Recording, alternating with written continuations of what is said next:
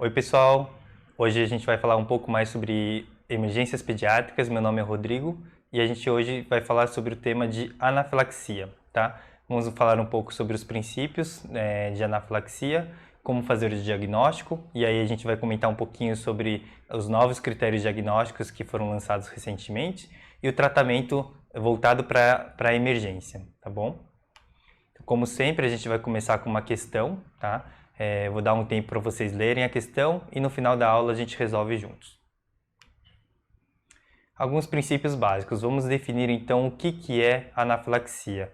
A anafilaxia pode ser definida como uma reação multissistêmica, ou seja, que acomete vários sistemas do corpo, extremamente grave, né, que pode levar a óbito, de início agudo e potencialmente fatal, e que tem alguns ou todos os seguintes sinais e sintomas que podem estar presentes. Né? Então, como eu falei, é multissistêmico. Então, pode ter urticária, angedema, comprometimento respiratório, gastrointestinal e hipotensão arterial. A gente vai falar sobre eles mais para frente.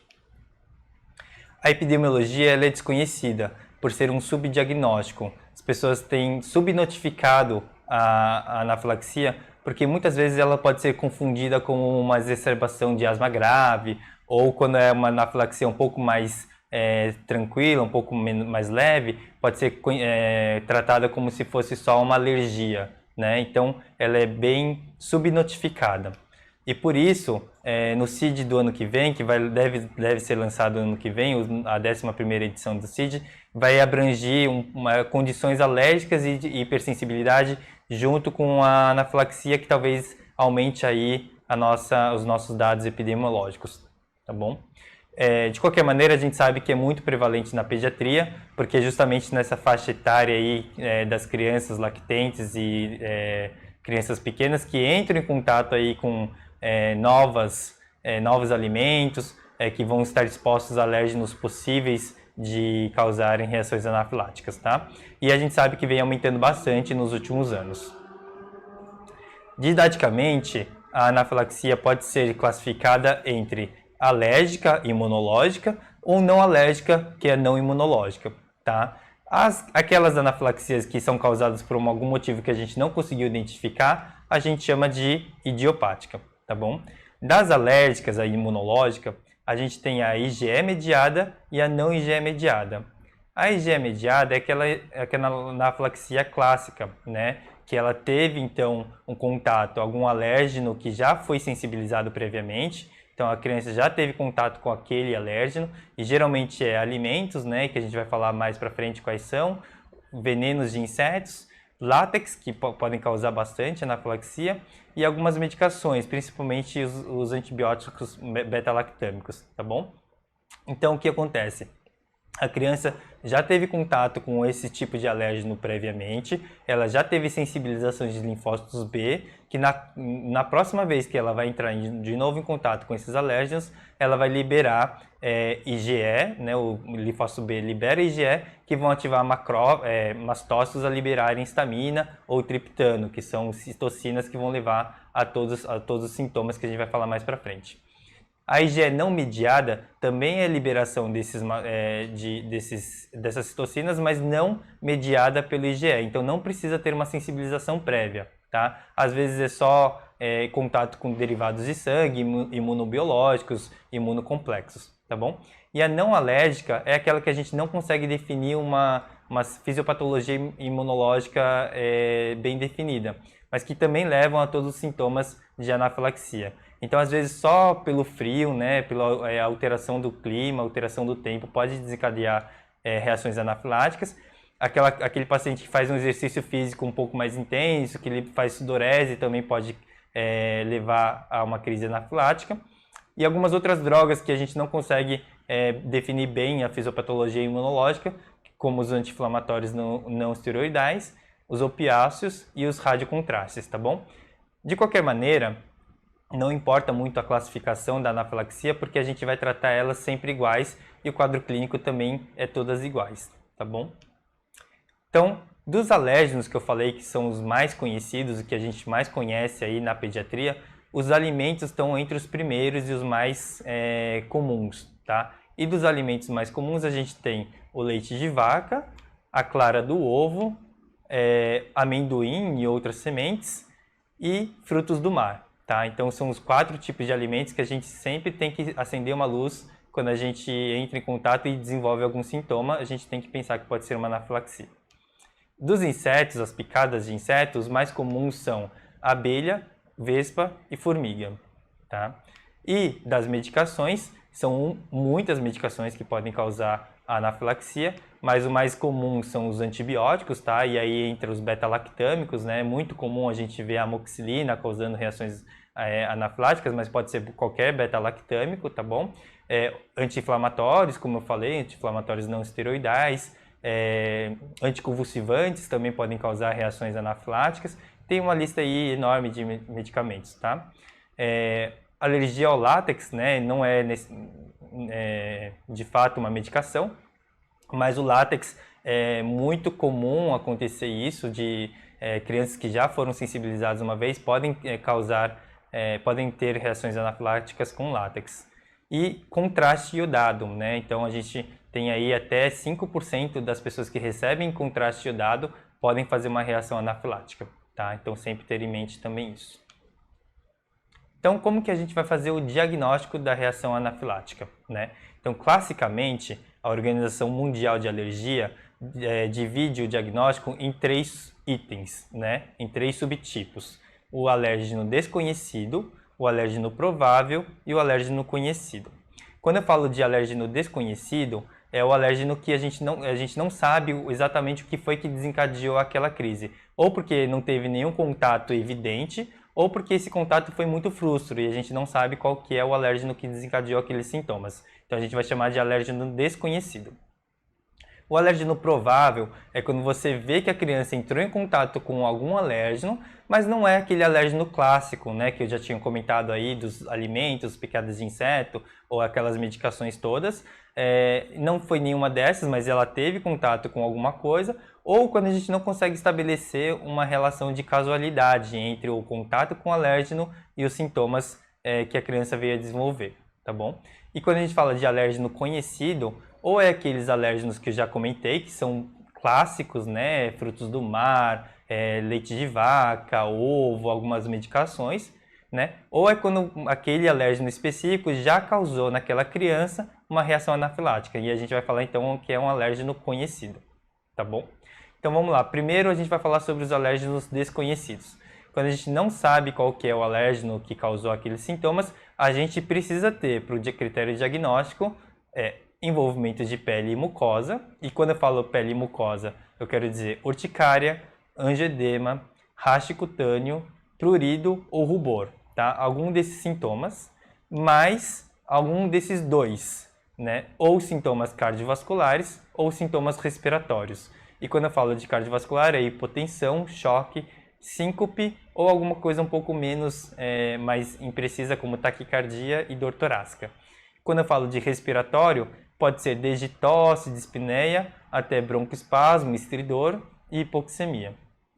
Então, de novo, para os alérgenos desconhecidos, a gente precisa ter pele e mucosa e necessariamente mais um desses dois, cardiovascular ou respiratório, certo?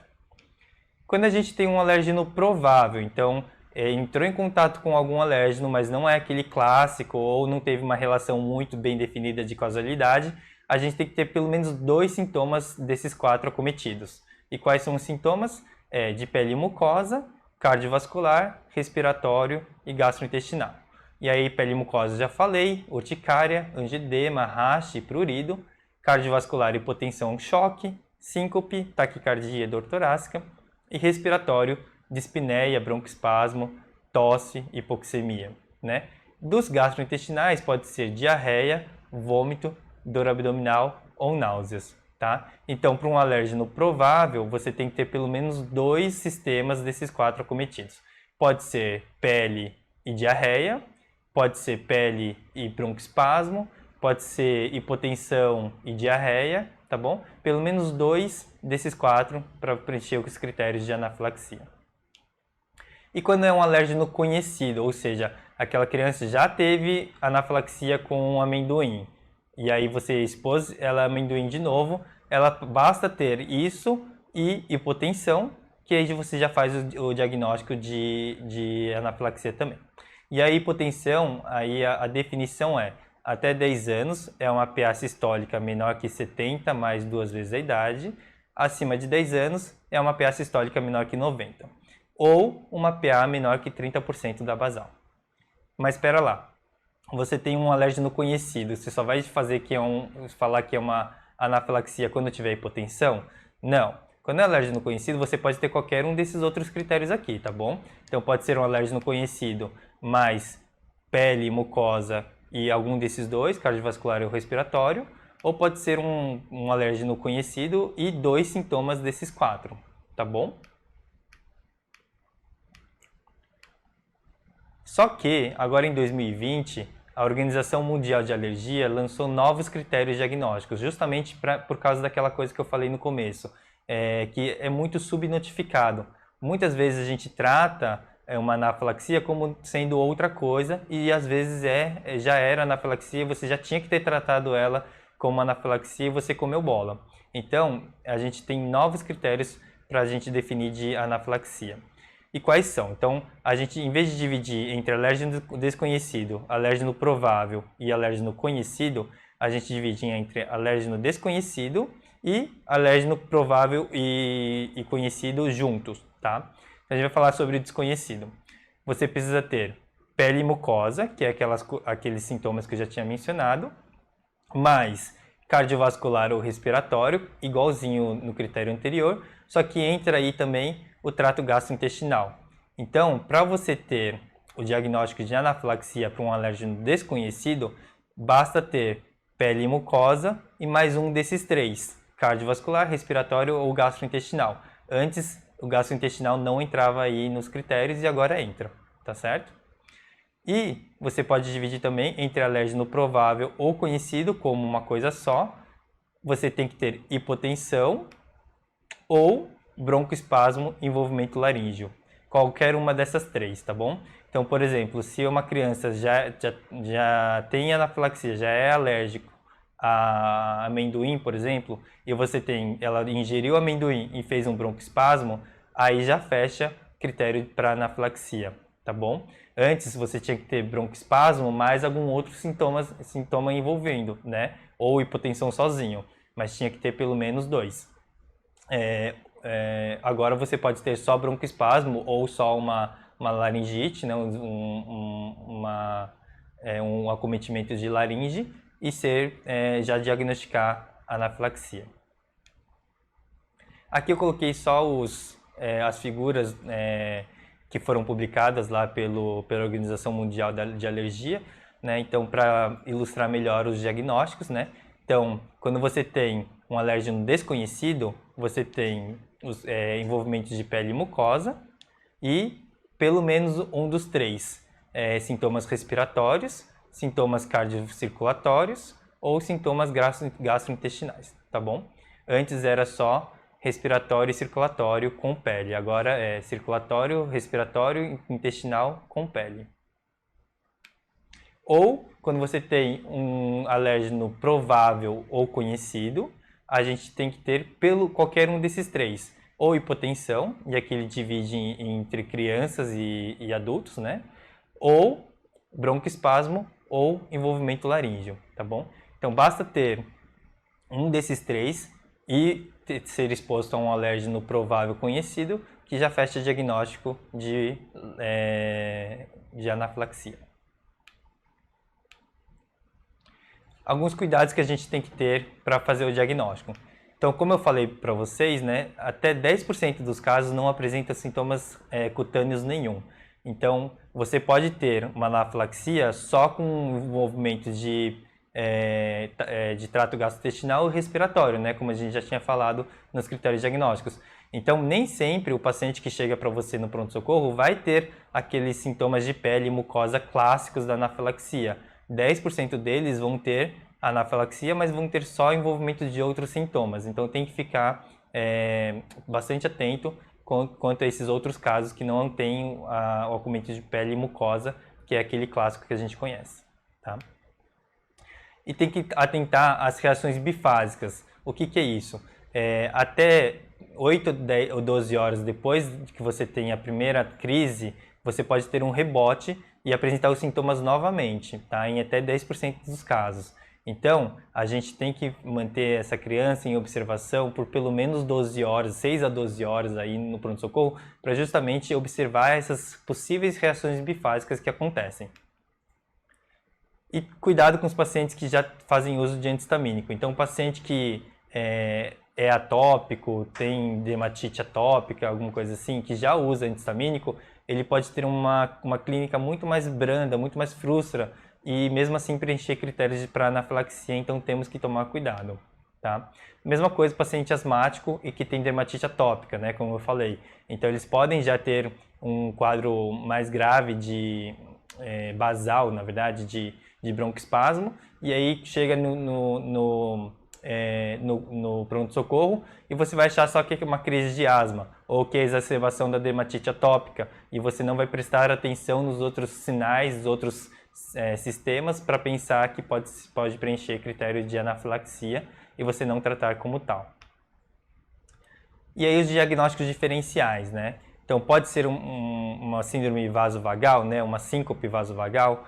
Então, se a criança ela teve um desmaio, uma síncope por hipotensão e sozinha, né? Não só teve hipotensão, sem nenhum outro desencadeante para isso, aí você pode pensar que pode ser uma síncope vasovagal.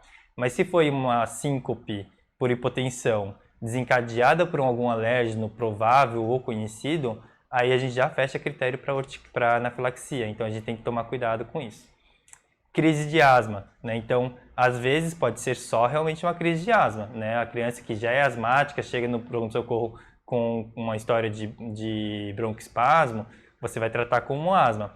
Mas se ele chega para você com uma história de broncoespasmo com lesões de pele e teve algum alérgeno provável aí, você vai ter que pode fazer o diagnóstico de anafilaxia, tá bom? Então tem que tomar cuidado com a crise de asma em paciente já asmático.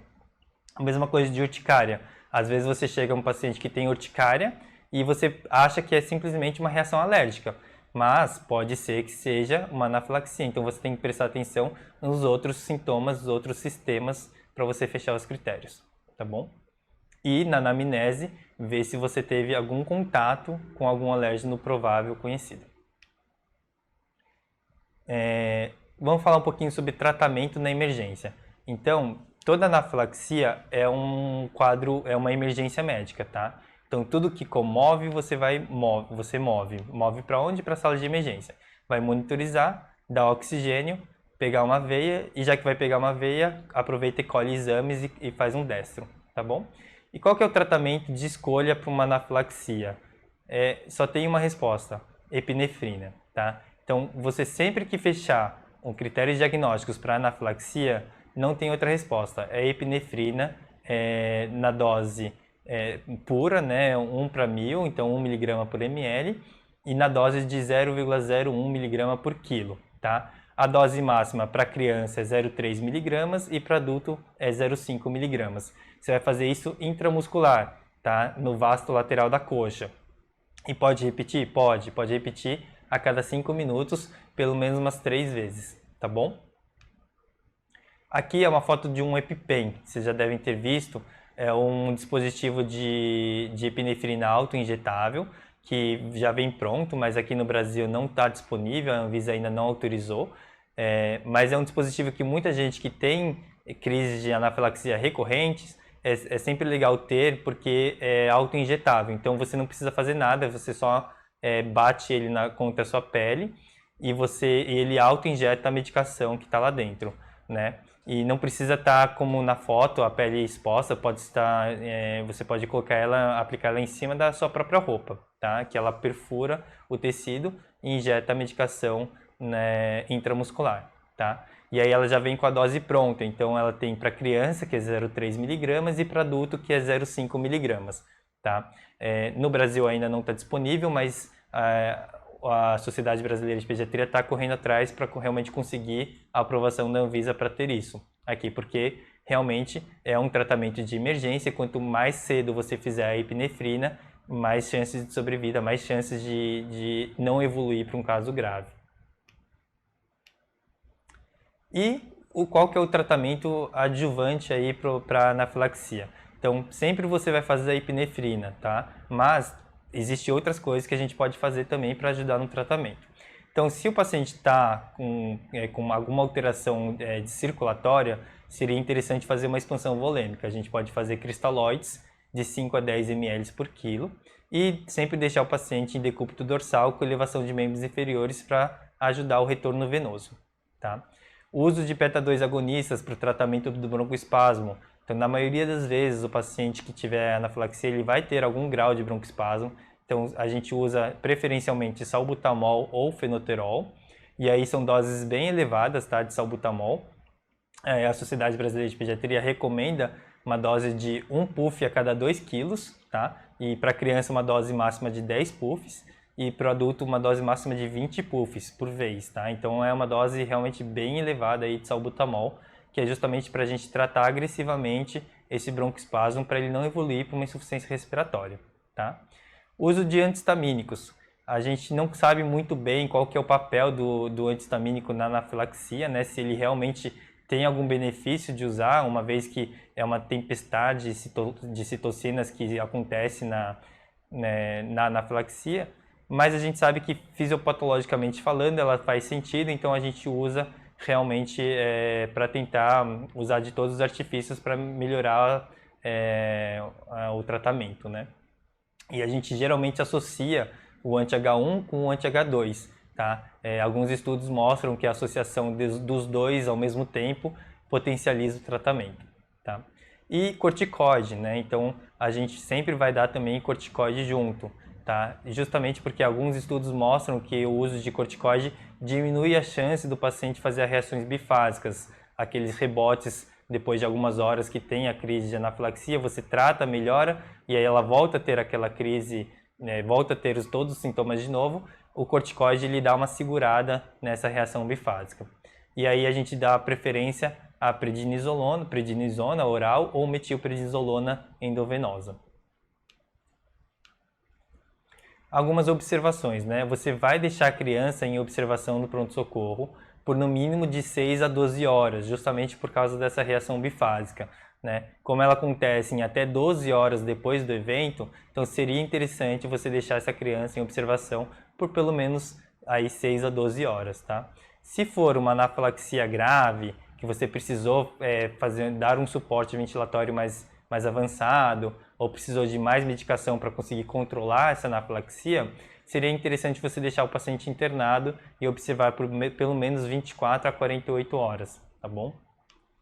E na alta, como que a gente faz? Primeira coisa, né, é afastar os alérgenos, é óbvio, né? Se você conseguiu identificar algum possível alérgeno que levou àquele quadro de anafilaxia, você vai pedir para os pais afastarem, não usarem mais, deixar longe, até que o alergista, o especialista, faça o diagnóstico certinho do qual foi o alérgeno provável aí da anafilaxia, tá bom?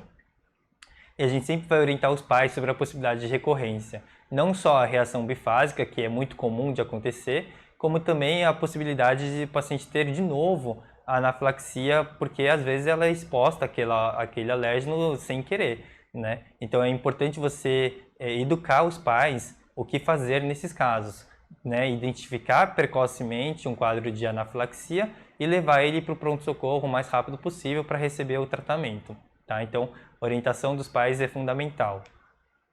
E outra coisa é manter uma medicação de controle aí para usar ambulatorialmente, né? Eu vejo muita gente fazendo epinefrina no pronto-socorro e aí libera a criança para casa sem nenhuma medicação, né? O ideal é você manter pelo menos o corticoide e o antihistamínico pelo menos 5 a 7 dias aí para evitar que tenha novas crises, que tenha esse rebote aí mais para frente.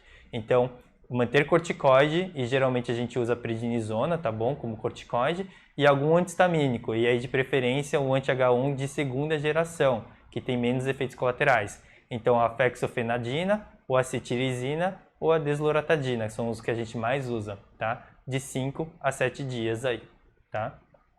E sempre encaminhar esse paciente para o especialista, né? Como eu falei, é interessante você encaminhar para o alergista para ele poder fazer o segmento dessa criança e poder fazer o diagnóstico certinho de qual foi o alérgeno aí responsável por essa anafilaxia. Então, voltando lá para a questão do começo da aula, né? Anafilaxia é uma reação grave de hipersensibilidade sistêmica com risco de morte. Considerando essa condição clínica na faixa etária pediátrica, analise as seguintes assertativas e assinale V de verdadeiras ou F de falsas. Então, nas crianças, a etiologia se encontra habitualmente nos medicamentos, alimentos e picadas de inseto. É verdadeiro, né? A gente falou lá no começo da aula que os principais alérgenos que a gente sabidamente conhece, que são clássicos na pediatria, são medicamentos, né? Então aí tem vários medicamentos, principalmente os antibióticos, beta-lactâmicos, né? Os alimentos, então, leite de vaca, ovo, amendoim e frutos do mar, tá? E as picadas de inseto, que principalmente são de abelha, de vespa e de formiga. A epinefrina é a medicação de escolha, sendo as demais consideradas adjuvantes. Exatamente. Toda vez que você fechou o critério diagnóstico para anafilaxia, você vai fazer epinefrina intramuscular, tá bom? As demais medicações também podem ser feitas e devem ser feitas, mas elas são consideradas adjuvantes. A principal mesmo, a que vai tirar a sua criança de risco iminente de vida, é a epinefrina, tá? Antihistamínicos são a medicação de escolha, sendo a epinefrina reservada para situações recorrentes de anafilaxia. Não, está errado. O antihistamínico a gente vai usar também como uma medicação adjuvante, mas a de escolha é a epinefrina, tá bom? O atraso na aplicação da adrenalina é uma das principais causas de óbito. Sim, né? Quanto mais cedo a gente fizer a adrenalina, a epinefrina, a mesma coisa, mais chances de recuperação rápida e menos chances de evoluir para um caso mais grave, tá bom? Então, a alternativa correta é a alternativa B, VVFV. Vamos fazer algumas questõezinhas aí sobre anafilaxia. Eu separei algumas, elas são bastante parecidas, então eu separei só algumas para não ficar cansativo, tá bom? Então, essa é uma questão de 2015. Jonathan, 6 anos de idade, asmático prévio, então aí já fala que ele é asmático, então ele já tem uma condição um pouco que vai deixar um pouco confuso a questão, né? 10 a 15 minutos após ter ingerido algum alimento, desenvolveu dificuldade para respirar. Os pais levaram ao serviço de emergência. Ao exame clínico, a criança apresentava-se ansiosa, pálida e com importante dispneia.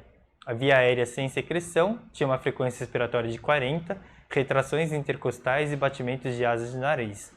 Estridor inspiratório audível, estetoscópio, esparsos sibilos expiratórios e ausculta respiratória. Então aí você tem um paciente que está com sintomas respiratórios, basicamente, né? Teve aí um alérgeno provável ou até sabido, né? E desenvolveu sintomas respiratórios. Pelos critérios atuais, né, de anafilaxia, só dele ter tido um alérgeno provável e um sintoma respiratório, que é broncoespasmo ou laringoespasmo, já fecha critério para anafilaxia. Mas essa questão é de 2015, né? Então ela é anterior a esses critérios. Então ela precisa ter pelo menos 2 sintomas, de 2 sistemas diferentes para você poder fechar o diagnóstico de anafilaxia, né? Então vamos continuar lendo a questão. A frequência cardíaca era de 138, ritmo regular, 2 tempos, bulhas normofonéticas sem sopro. A pressão arterial era de 110/70, com tempo de enchimento capilar menor que 2 segundos. Pulsos centrais periféricos palpáveis e simétricos. Apresentava ainda ansiedade, irritabilidade, pupilas isocóricas fotorreativas. Então, até aí, sistema cardiovascular estava tudo bem, neurológico também. Estava febril, e aí ele coloca no finalzinho da questão que ele tinha um exantema maculopapular discreto em tronco. Então ele já coloca aí então acometimento de pele, né? Então, para os critérios anteriores, agora fechou o critério de anafilaxia. Então ele tem sintomas respiratórios, sintomas de pele e mucosa, e aí ele, só disso daí, você já não precisava nem ter um alérgeno provável, né? Podia ser só um alérgeno desconhecido, já fecha critério para anafilaxia. Mas para os critérios novos de anafilaxia, só dele ter um alérgeno provável e sintomas respiratórios, não precisava ter sintomas de pele, também já fechava critérios para anafilaxia. Então, qual é a conduta? Epinefrina, né? Epinefrina intramuscular, puro, 0,01 mg por quilo, certo?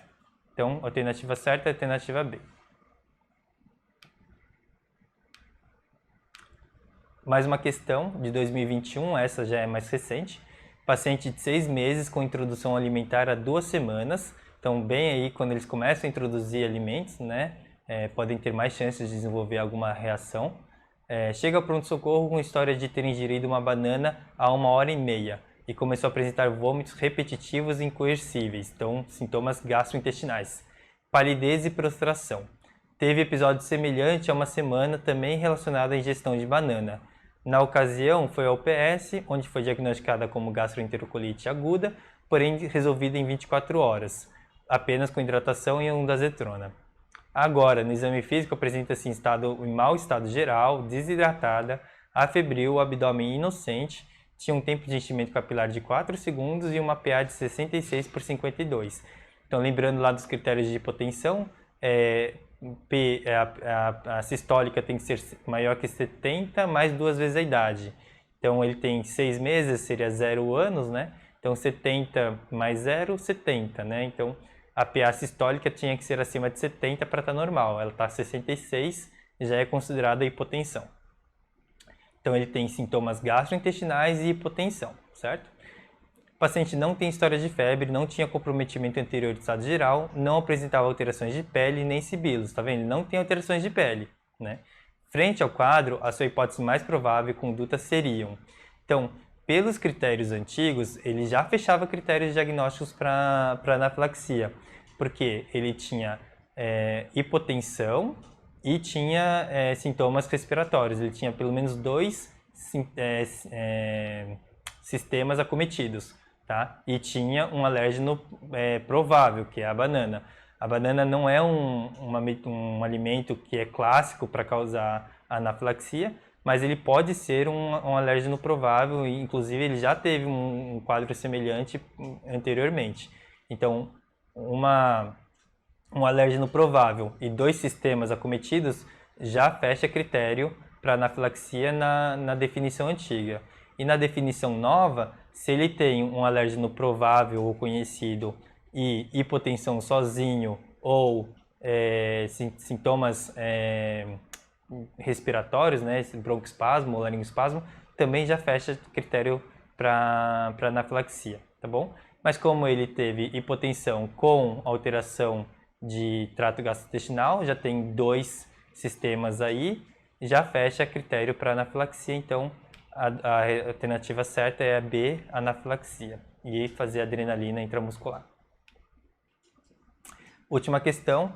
Um adolescente de 13 anos, sexo feminino, foi atendida na emergência com quadro de anafilaxia aguda após ingesta de crustáceos, né? Então, crustáceos, frutos do mar, que tem altas chances aí de ser um quadro anafilático. Foi medicada com uma dose de adrenalina 1/1000, então puro, né? 0,4 mg intramuscular. Então, dá para inferir que deram 0,4 mg, que a criança tem 40 kg, né? Foi mantida em decúbito dorsal com membros elevados, a volemia ficou adequada e os sinais vitais preservados. Após 8 horas de observação, atingiu estabilidade clínica. Ok? Então, dá para liberar a criança para casa. Como que a gente vai liberar? Quais são as orientações medicamentosas para continuidade de tratamento via oral em casa, por 7 dias? Então, como a gente falou, a gente sempre dá um corticoide e um antihistamínico, de preferência prednisona e um antihistamínico H1 de segunda geração. Dessas alternativas que a gente tem, a mais adequada é a alternativa B, prednisolona com cetirizina, tá bom? Por 5 a 7 dias, sempre que a gente for dar alta para o paciente que teve anafilaxia, tá bom? E era isso que eu queria falar com vocês hoje e até a próxima. Friabilidade é outra coisa também muito sugestiva. A gente vai, faz o exame de endoscopia. Importante, vai cair em alguma questão. Se não for cair, você precisa saber também